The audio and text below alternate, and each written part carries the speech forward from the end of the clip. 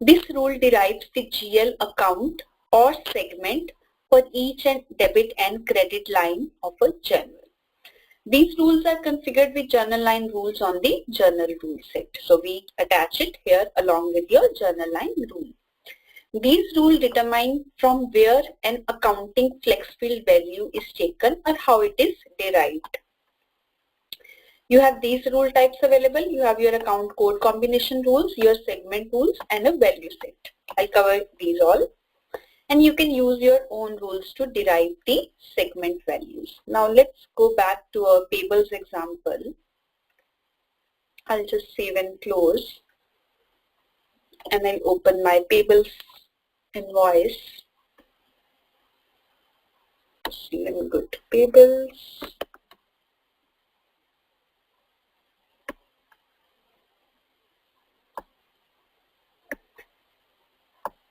Sorry, not here.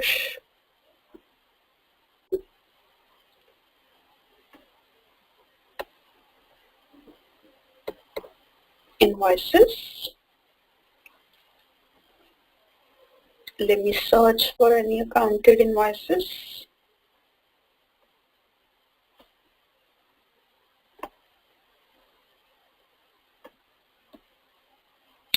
Accounted between this month.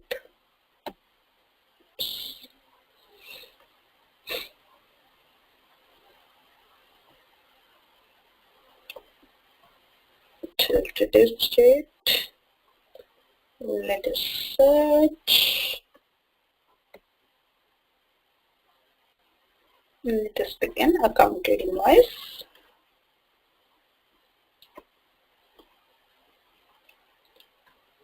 And if I view the accounting,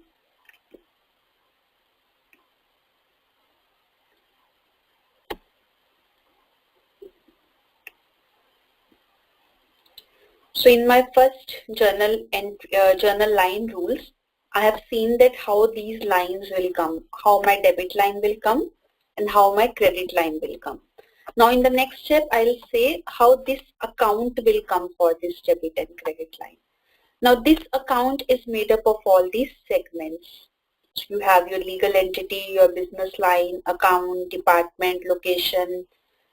So I can define my rule on each of these segments or on the complete code combination.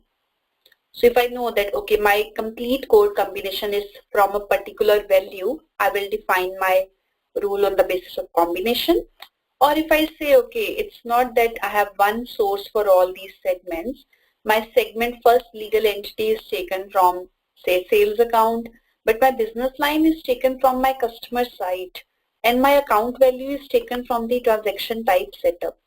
Whereas my department is taken from my item setup inventory. Location is taken from my customer site country setup. So I have different sources of these segments. In that case, I will define my segment rules and not the account code combination rule. So if I have everything from the one source, it will be my code combination rule. If I have different rules, I will define the segment rules. So that's what it says, that user can define own rules to define your segment values on the code combination. So there are three types of rules which are available to us. Our account rules that are defined to determine the value of complete code combination. And you can use mapping set to create your account rules. If you are using that, make sure that you select the, I'll come to how you create mapping set. So we have to mention that we are using a account code combination as the output type. Only then it will give me all the segments. And if you are using the segment rule, it is defined to determine all the segments of the chartered account or chart of accounts. In that case, you need to make sure that your mapping set type is with the same segment or value set assigned to the chart of account. And then we have the value set type of account types. If you want to share your account rules between one or more chart of accounts, so you have two different chart of accounts, but your account rule is same. So instead of defining two account rules, you will create your value set rule types. In that case, again, if you are using mapping set, make sure the output is defined as the value set. So if you are using mapping set for your account rules, you need to be very specific against what rule type are you gonna create for this mapping set. How system find the values for all these things?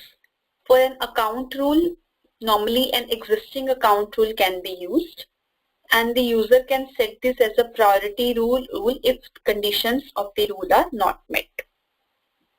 The constant, you can assign a constant code combination segment for your output value. You can assign a mapping set, a source, or a formula. Now let us see all these in the system. We know what a count rule is, we know what constant is, but we don't know what mapping set is. We know what source is, but we don't know complete what formula is. So I'll cover what mapping set and what formulas are first before defining the account rules.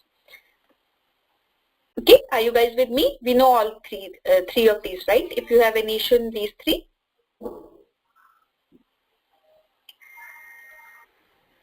No, Priya, thank you.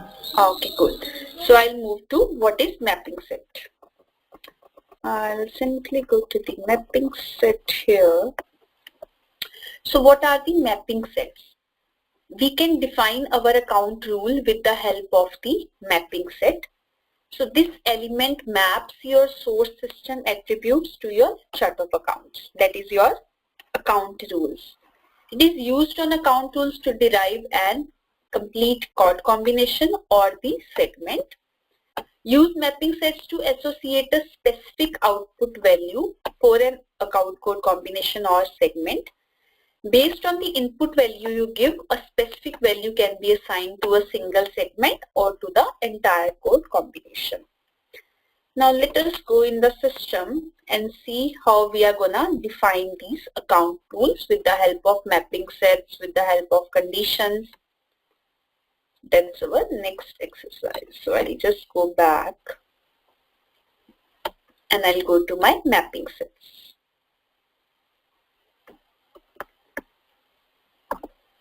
Setup and maintenance. Financials. I'll say mapping set.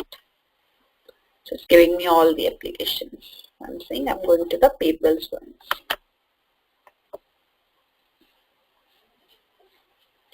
So let us create, or let us see the existing, okay, let's create a new mapping set. So how do you create a mapping set? You define a mapping set with an output type. So your output type can be your account type, your segment, or your value set. If you are using a account code, yeah. Okay, quick question. This account type is what? It's like account type. Is it like a code combination or something? Yeah, code combination. Yes, yes. Account type is your code combination and its existing segment values. Okay, got it. Thanks. Okay. So when your output type is your combination or your segment, you need to mention which chart of accounts. For value sets, it's not required because we have seen that if we have multiple chart of accounts, we use this value set. But if you are just assigning it to a particular chart of accounts, we'll need to mention which chart of accounts. And when it is value set, identify the value set for which your mapping will be defined. Map each input value to an output value. There is an option to set a default output as well. I'll show you what this option is. And then you can use your mapping set in your account rules. Now this is the mapping set, my first example I have created where I have mapped the legal entities. That is my first segment or my segment of chart of accounts. And I have mapped it on the basis of my ship to customer country. Now let us define this in the system. I'm in my create mapping set. I'll just give this an example, a name. I'll say company mapping.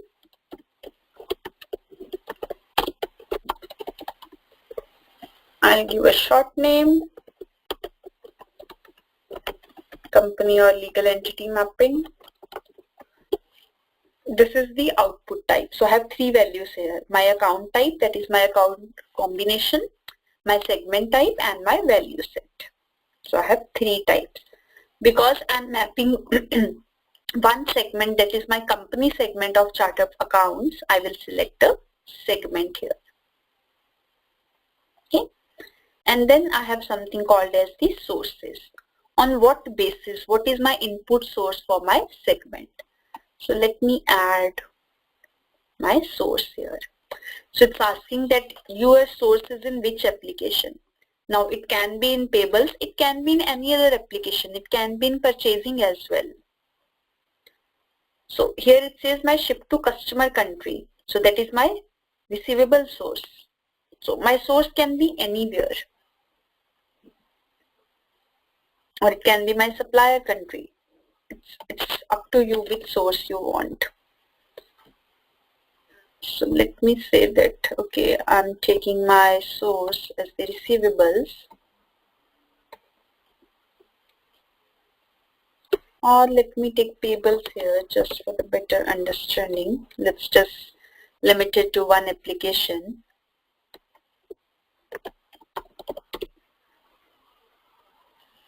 And I have all these sources available. Let us search for some relevant source.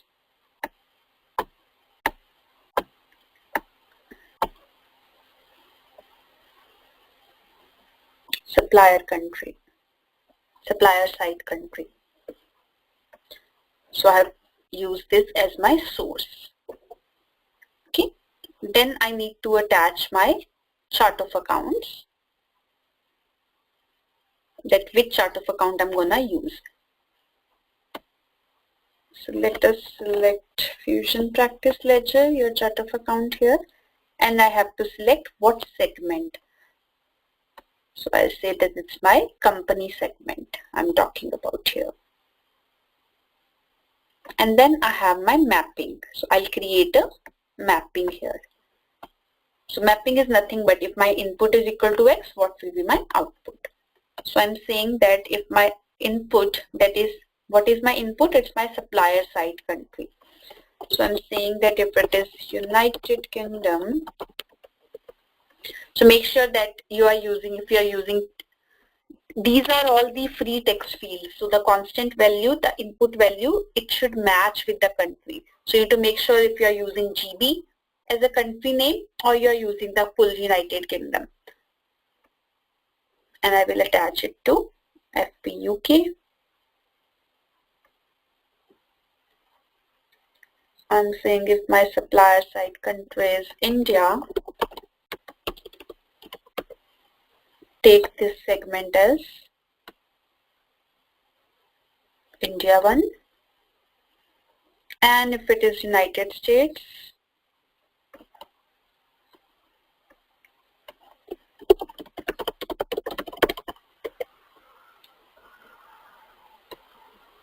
use this one. So now this is a mapping I have created, that for this input source, for all these values, what should be my output values. So these are called as the mapping sets. And then you attach these mapping sets with your account rules, your segment rules basically, to derive these values. So this is just like a condition, but a condition is like a if-then condition. This is a mapping condition. Does that make sense? Yeah, Priya, is there a way we can create these mappings like on a Excel and then upload it or something like that? I guess, yeah, we have an import and export option.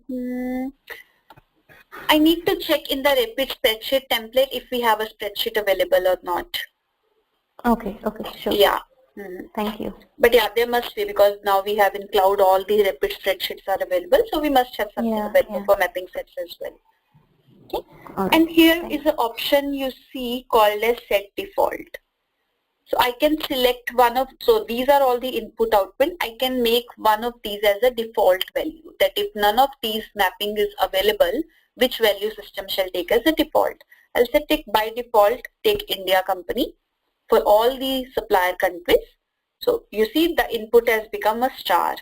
That is for all other values, this is my default, but only for US and UK I have the specific values. So I can even set up my mapping with the default ones. For example, I have 20 or 30 customer countries, site countries, but I have one segment which is for all others, and I have two different for the different countries. So I can set up my mapping accordingly. Any doubts on the mapping sets? So that's the first mapping set I have created. Yeah.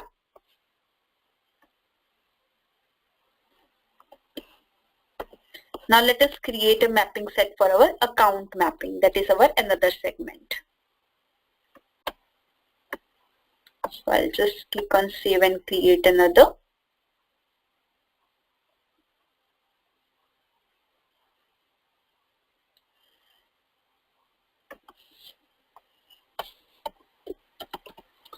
PK1 account mapping.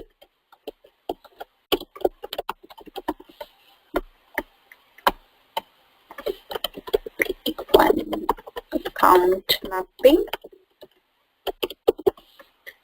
Output type will be segment. If I have a complete code combination, I will select this one, but I'm using the segment here. I will add my source. Now this source can be anything. I'll select the country only because I don't know the values for others. And I'll click on OK. I'll select my chart of accounts. That's my Fusion Practices one. And I will select my segment now as the account segment. And I will create a mapping for my accounts. So I'm saying that if it is United Kingdom, take this one. This is not an exact example because your account will not be dependent on your country, but it's just an example I'm giving. In real life, it can be dependent on your items.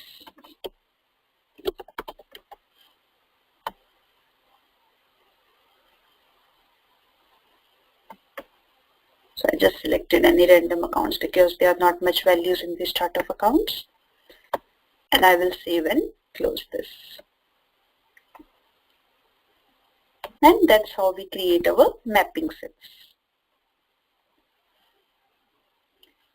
Any doubts on creation of mapping sets?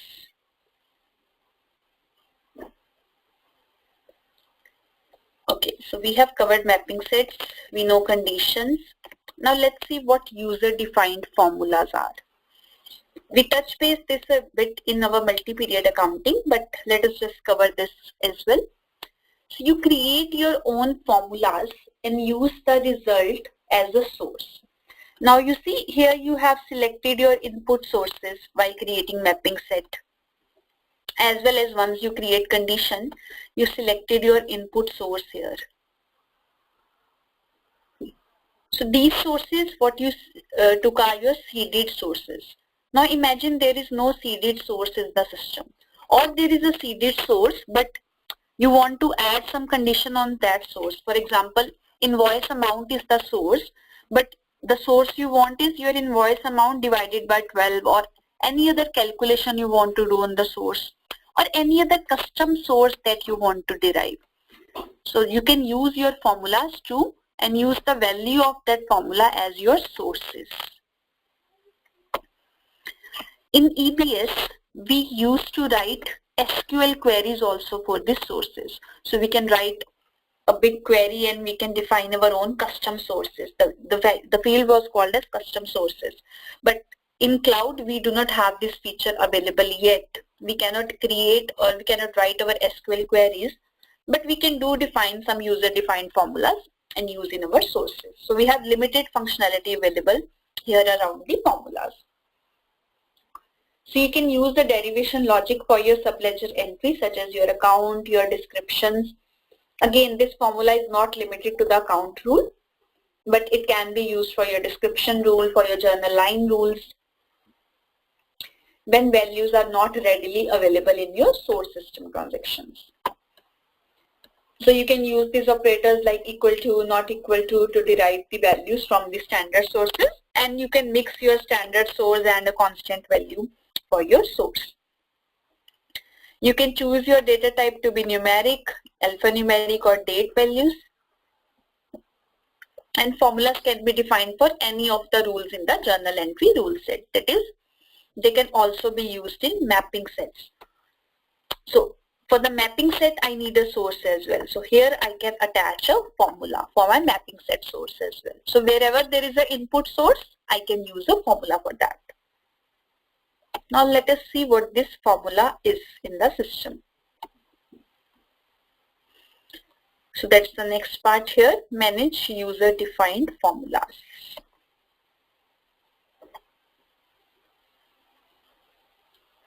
So you see, I have some formulas available which are for my multi-period accounting. So these come standard. So let us see what these are. Let us see first how you create a formula. So you enter your source value in double quotes. You enter your constants in single quote. And you can use these conditions like if then else and is positive integer, and you enter all the date values in this format. So these are some of the basic things to create your user-defined formulas. Now let us see the formulas which are already there in the system. So these are the multi-period ones. While multi-period accounting, I showed you that you have your basic, your default formula is your number of the periods, prorate by number of periods. Now what this formula says, it starts with, it's a double quoted, that is it's a source. It says that the source multi-period original entered amount multiplied by number of GL period. It says which GL period, and then it's a number divided by number of GL period. It says which one.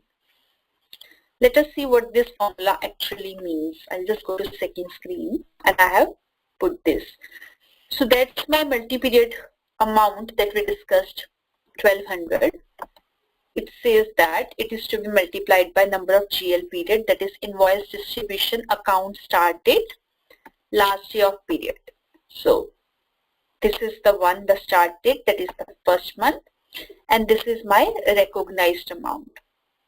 Your multi-period journal amount is your amount returned from your custom formula, that is this one, right? 1200 multiply 1 divide by total number of periods, which is 200. So it is your amount returned from formula minus your recognized amount.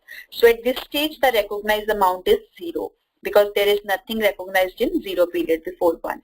So this will be your total 400. In second case, your period start date will be your second month. So it will be into 2 over 6, which will return 400, and your journal amount is 400, which is your total recognized amount returned from formula minus the recognized amount. So this amount is you already recognized in the previous period. So this is the total amount. So this is how the calculation goes for the number of periods one. We can also use number of days formula, which instead of the period 1, 2, 3, 4, it will take days. So with the first period, start date and end date, it will be 31 days. Next period, it will become 62 days from your last multi-period date, then 192, and total 184 days. So your recognized amounts, you see, it will be different in this case because the formula will be into this one, your days divided by the total days till the, that is end date of your multi-period, that is 184 days. And the formula is same. So this is this one, your entered amount into last day. So instead of your start date, it says the last day of accounting period minus your accounting period start date. So it becomes your 31 days divided by your end date minus start date plus 1. So this is how this formula is derived.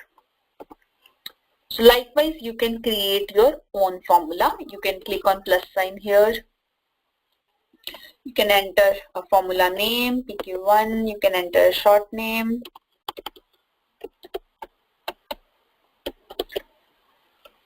formula,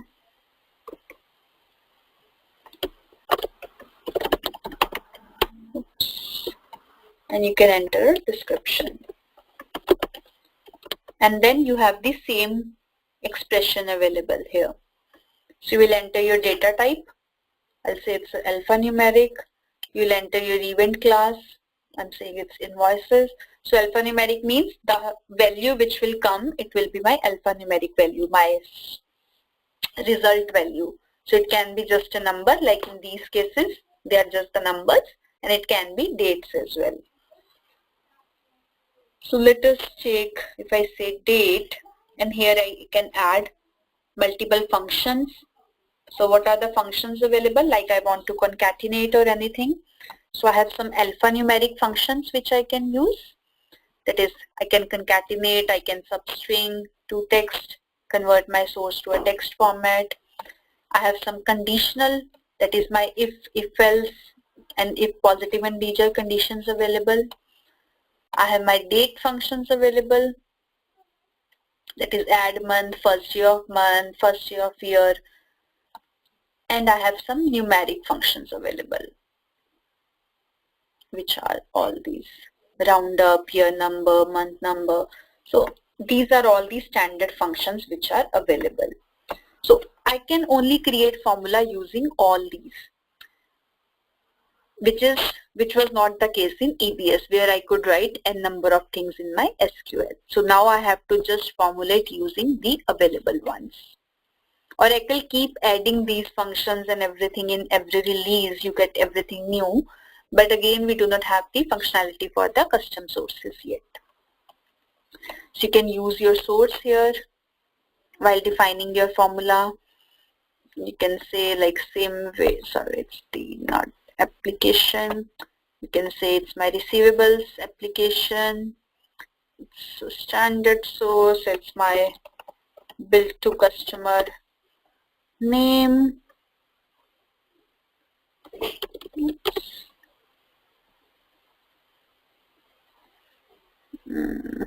Why it is showing? Okay. Customer. Priya, where you selected subledger application at receivables, we would ideally have to choose the one that we've created, right? The source are you talking about? Yeah. No. The source can be any subledger application. So for example, you are doing your payables, but your source is in your purchasing application or it's in your inventory application. Oh, okay. Yeah, source can be anywhere. Okay. Yeah.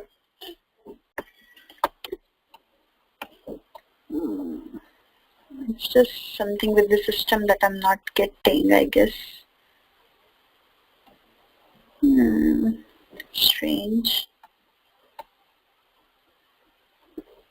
Because it should give me all the sources. That's strange. For payables, it's giving me the sources, but for conditions, we do not have this constraint. I guess for the formulas, it's just giving me the same application. It's not allowing me to add another. Because the formulas are, I'll say, it's not a complete one which is available in our cloud yet.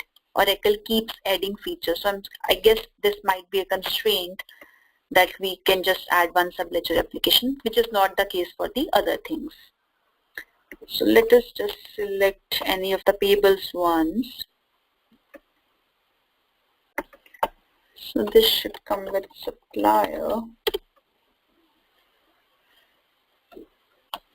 Supplier alternate name. So you see the source will automatically become in your inverted commas, and then I can say it's equal to or not equal to. Is equal to, I can mention a name of the supplier.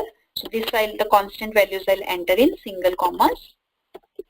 I'll say ABC Consulting. So this is my constant. I can add more conditions here. I can say and I can put, say, numeric values. I can add two values here. I can multiply, I can divide, I can add functions here. So I can have number of features available which I can use basically to write my source. And in the end, I'll just click on validate and it will validate the formula for me. I do not know what are the names of suppliers exist, so system will not accept this. That's why I'm not going to validate. Let's see if ABC Consulting is there or no. No, it will not enter.